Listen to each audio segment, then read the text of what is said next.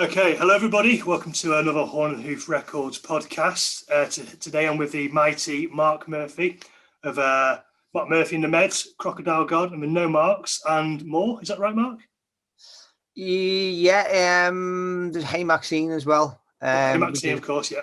we did a demo a couple of years ago, I think now, yeah. But yeah, so we haven't done much for a while, to be fair. So but yeah, lots of stuff and solo stuff as well. Yeah, he's a busy boy, and today we're going to be talking about his new project, Mark Murphy and the Meds, and the upcoming album. So without further ado, let's do it.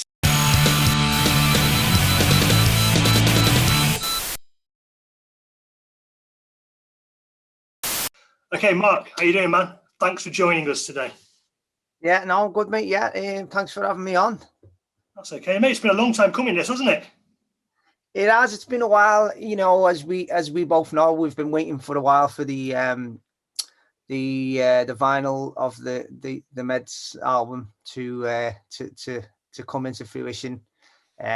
So yeah, so as obviously, as you also know, because you've done them, the CDs are already done and ready to go. You know, all the online stuff's ready to go, but we're just waiting on the we see we're not supposed to reveal that though for a while.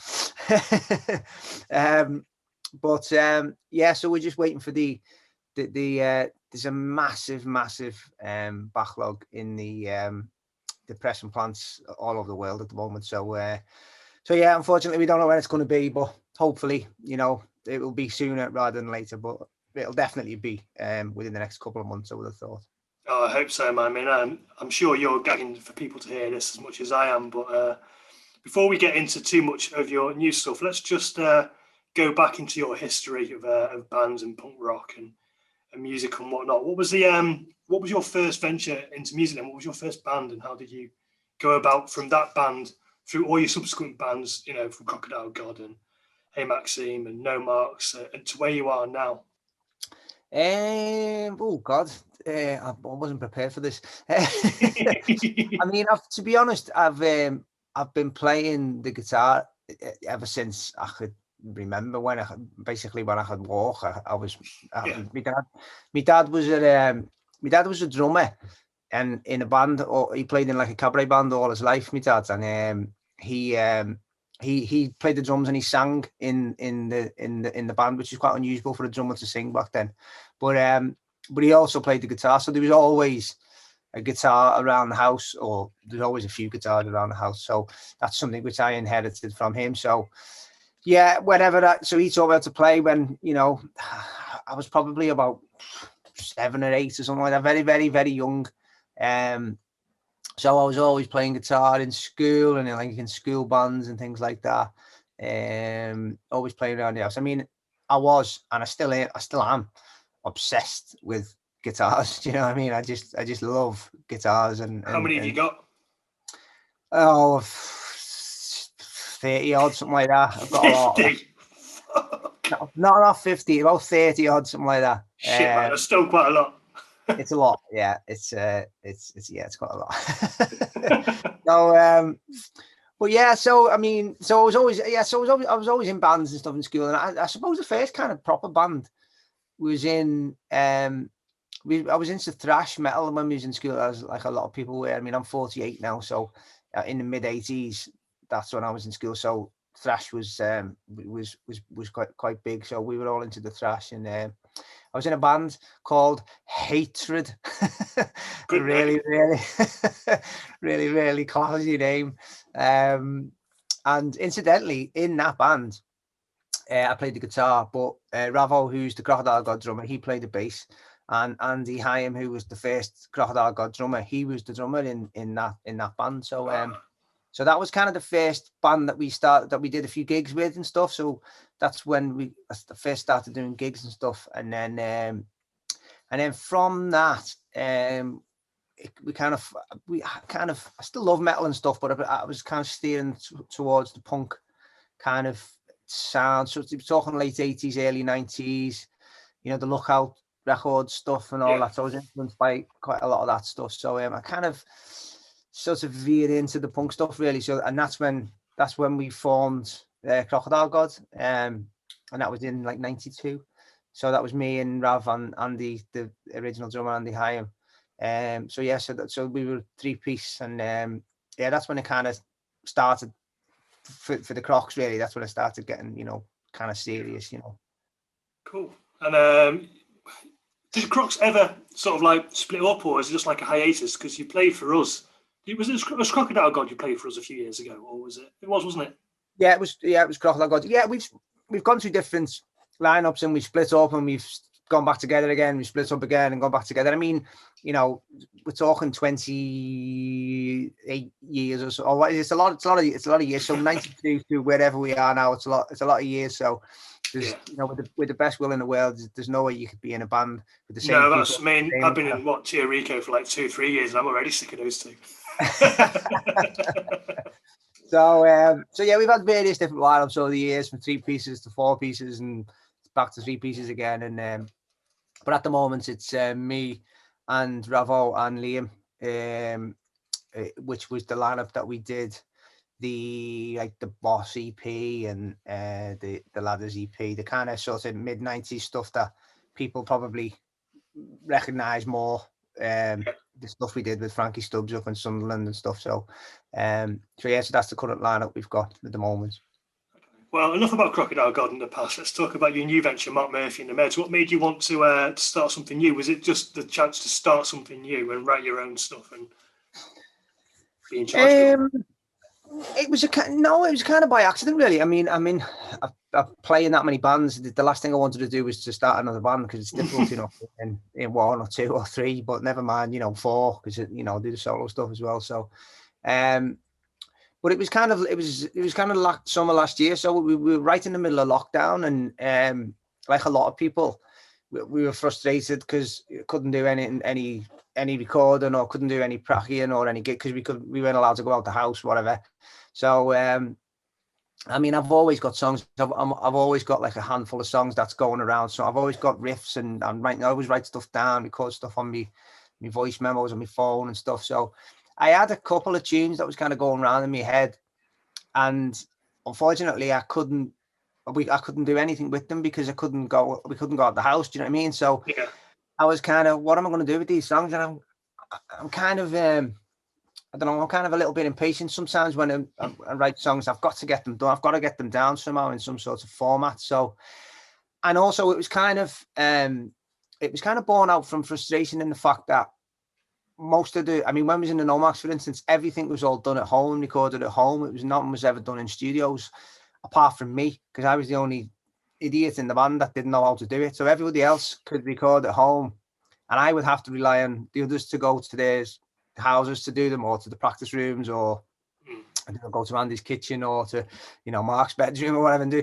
But so I was kind of had to rely on other people. So it was kind of at this time, I couldn't rely on anybody else because I couldn't go anywhere. So I thought, well, do you know what? I'm going to have to learn how to do this once and for all. So I kind of went out and bought a laptop. I got a credit card, which I'm still in debt for. And I bought a laptop, and I bought an interface and a microphone. And I was like, man, I'm going to learn how to do this. I'm going to make sure I can fucking do this thing. So it went from there, really. So it was initially getting one song down, and then when I'm in the zone, I'm kind of in the zone, and all of a sudden the songs just flew out of me, and then before I knew it, I had an album. And you wrote and played everything on this album, didn't you, yourself? Did you record all the instruments yourself? Yeah, so it was, again, apart from the drums, which I programmed, so the drums are programmed drums. So I had quite a lot of fun doing that as well, to be honest. What did you use to do the drums with? Just one of the software programs on the GarageBand. So it just kind of so you can pick a drummer, and then you can then go into it and manipulate the different styles and everything else that goes with it. So I had loads of fun doing that, to be honest with you. I mean, and as you know, and I know, we all know, the most important things in any recording is the drums in any song, because especially in a punk band, because the drums are always the integral part of the song, and then everything else follows it. So the drums are always the first thing to go down. So I had to get a decent drum sound. So I spent quite a lot of time learning how to do that. Got the drums down, and then obviously the guitars I can record myself, the bass I can play myself, and the vocals I did myself. So So yeah, it was always it was never intentional to start another band, but all of a sudden I had an album of songs, and I had loads of fun doing it, and I thought, fuck it, why not? Let's see if I can put it out. So Cool. And that's when I started speaking to you guys and saying, is anyone interested in putting the record out and stuff? And before I knew it, I had like a few labels all saying, yeah, let's do it, I think that's the way forward for sort of DIY punk things, smaller things at the moment, isn't it? Is to do it like over multi-labels, try and get as many people involved as possible. Yeah, I mean, there's always been split label releases going back years, but I think more than ever now is because the cost of it is so much. The cost of vinyl now is just ridiculously expensive. So, CDs and tapes and stuff like that are all relatively, the cost of them haven't really changed that much over the years. But vinyl, because of lockdown, we can only presume it's because of lockdown, because there's so many people doing it, and plus, because of lockdown, manufacturing processes change as well. So you can't just put your hand on a shelf to get materials anymore. So it's difficult for companies to manufacture things for the speed of what the record plants need the stuff for. So because of all of them reasons, the costs are just flying up. So it's like, and also maybe 2 years ago to do a record, there'd probably be a turnaround of, I don't know, maybe 4 to 6 weeks or something like that. Now it's like 6 to 8 months, and it's crazy. like three times the cost as well, which is mad, So obviously, I know you through just from I suppose the music scene in Manchester and sort of the Northwest, and putting gigs on with you and stuff like that. And Scott from him releasing Croc material and other stuff. McLaughlin, yeah. How do the rest of the guys who are releasing it in the other labels then? So Scott, I know Scott very well. So he's done loads. He did like all of the No Mark stuff, and most of the No Mark stuff, and latterly he's done the Crocodile God stuff. The other labels are All in Vinyl. Dave from All in Vinyl. So he did a No Mark split. We did a split 7-inch with a Canadian band called the Creeps, and so he put that out, and so he was like a big No Marks fan, and also Servo from Blow to Cat Records from the US. Now he's done Crocodile God stuff before, and he's also done my solo CD stuff before as well. So and it's great to get a US label on board as well, because obviously you want to try and ship some units over there as well. So and then obviously there was your good self, and me and Mrs. Kerry, we kind of, because cost is so expensive, we kind of created another label to put more money in. So which one's yours then? So the Kessie P Rex, so that's us. That's me and my missus going half on the cost for the vinyl stuff. Nice, get her involved. Good work, man. Yeah, it was fantastic. Yeah, no, I love it a bit. She's great. So and also latterly after that, we've it's also going to be on cassette as well. It's going to be on tape. Every format going then, apart from mini disc. Yeah. So on a label called Cat's Claw Records, which is basically a tape only label. Johnny from them, so he got in touch and we're like, yeah, great, let's do it. So it's going to be on vinyl, CD, tape, and like you say, there's only mini disc that's not there. Apparently mini disc is huge in Japan. Like they all have mini disc players in their cars, no one buys records, it's all mini discs. So we need to top up someone in Japan, man, and get that format, and we'll be covered. yeah, well, we do. I mean, we've put quite a lot of CDs out in Japan over the years, Crocodile God and No Marks and solo stuff as well. I mean, the Crocs we toured Japan in sweet, that was fun. 2019. Yeah, it was. We were lucky actually, because if we were slated to go the next year, 2020, it just would have, because the whole world died, didn't it, because of COVID. So we wouldn't have ended up going. But yeah, we went in 2019, and Kay from Fixing a Hole Records, he's just fantastic, man. And he organised it all, and we went out there in summer 2019, and we just had the best time. It was just fantastic, Oh, I can imagine, man. That just sounds like a dream doing something like that. How long were you out there for? So the tour was about 2 weeks. I think we did about 7 dates, I think. Sweet. Over them 2 weeks, 7 or 8 dates. But we did quite a lot of driving around. I mean, it's like, 12 hours from one gig to another is kind of normal there. Whereas we're moaning if we've got to go past Birmingham on a weeknight from Liverpool, you know what I mean? But when you're sitting in a car for 12 hours and it's kind of nothing really. So yeah, traveling was we got used to traveling pretty quickly when we were out there. But yeah, it was just an absolute blast. It was like the best time I think I've ever had in a band. Oh, it was so good, Like you say, you were very lucky with the timing with that, then, weren't you? Well, yeah. I think Pardon Us, our good friends Pardon Us, I think they were due to go 2020. I think they were down to go summer 2020, and obviously it didn't happen. So I'm sure they'll get back out there again soon. But yeah, we were lucky, and it was just like I say, it's just the best time I've ever had in a band. It was just superb, Oh, that's really cool, man. That's really cool. So with this album, what's I'm going to show you the artwork. Yeah. Here's a CD artwork. Is the vinyl artwork going to be the same? Yeah, the vinyl's the same. There was so Servo, who runs Bolter Cat Records, his friend Tom, who does all of his artwork for his records. So most of Bolter Cat Records have got Tom's artwork on. It's really cool. And so we just thought, well, let's just do it. Let's try and get the best cover we possibly can. So took some pictures. Kerry, my missus again, took some pictures of myself in the house, and then so all of the artwork, the monsters are getting superimposed on the back of that. So I'm doing a video as well. I was shot part of a video last week or the week before. So hopefully we're going to tie all that into it as well. So get some of the monsters in there. Reveal. Yeah, hopefully there'll be a big reveal at some point. Yeah, but we're just waiting on the vinyl. That's exciting. So I mean, like, what are you most proud of? Like, what's the most exciting part of this record, this CD, this album for you? And what's been your favourite part of it so far? What you're most looking forward to? And what you're most proud of?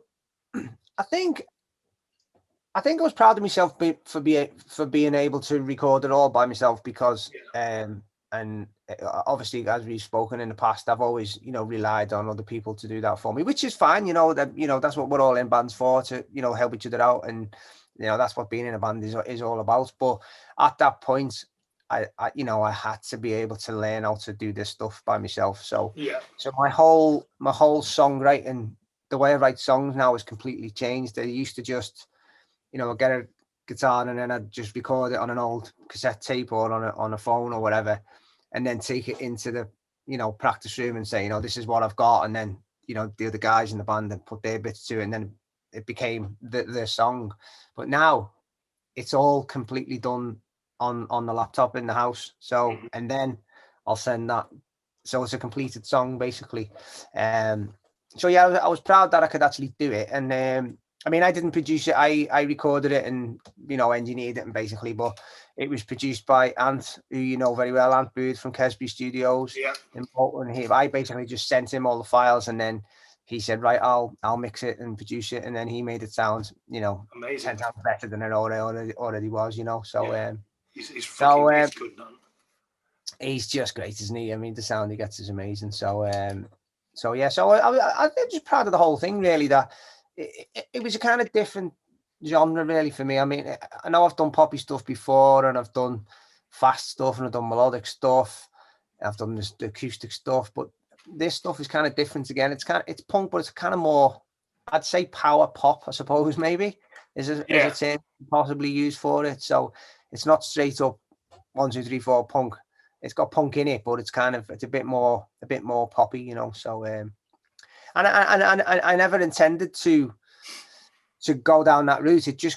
That's just what came out at that time when I was writing it, I never really intended to write, I won't sit down and say, right, I'm going to write a Crocodile God song, or I'm going to write a No Mark song, or I'm going to write an acoustic.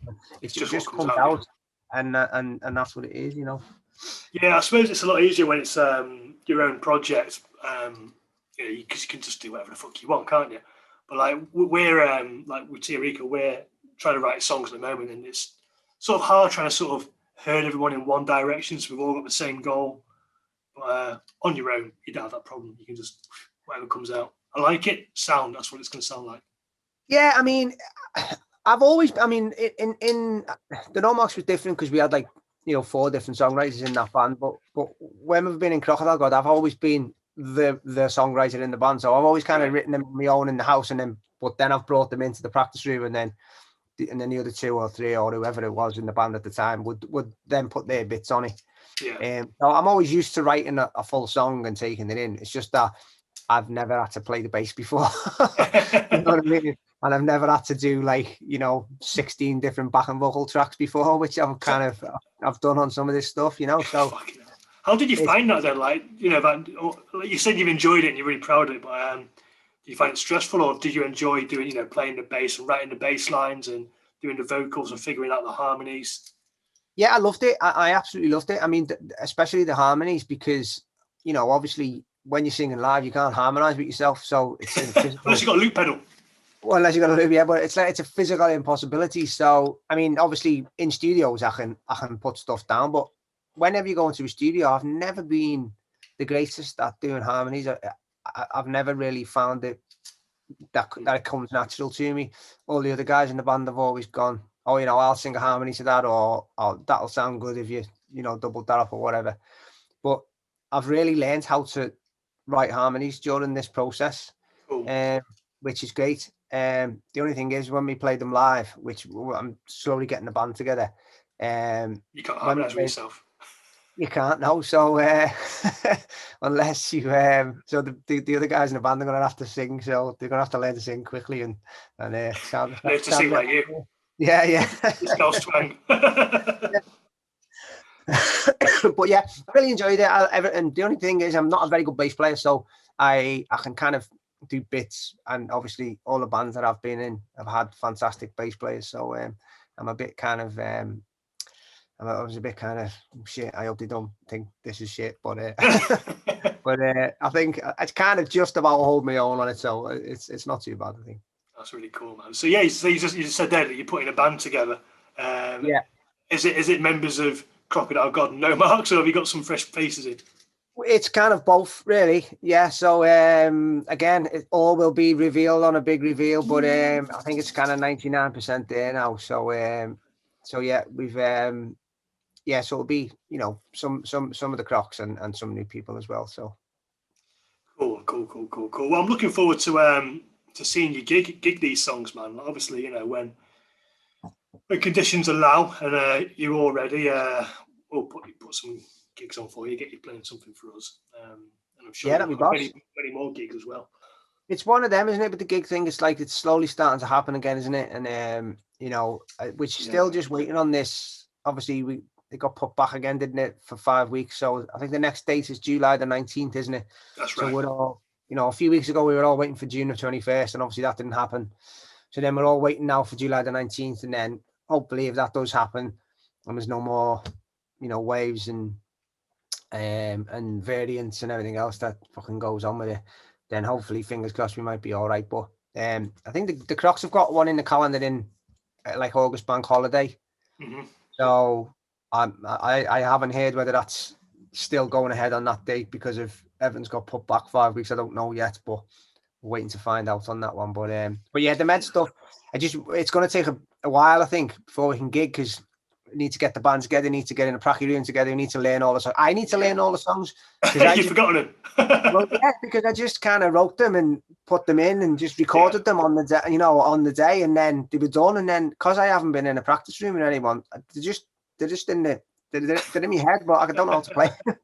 So I've got to go and fucking learn them all again, which is got to learn your own songs. Yeah, which is really hard.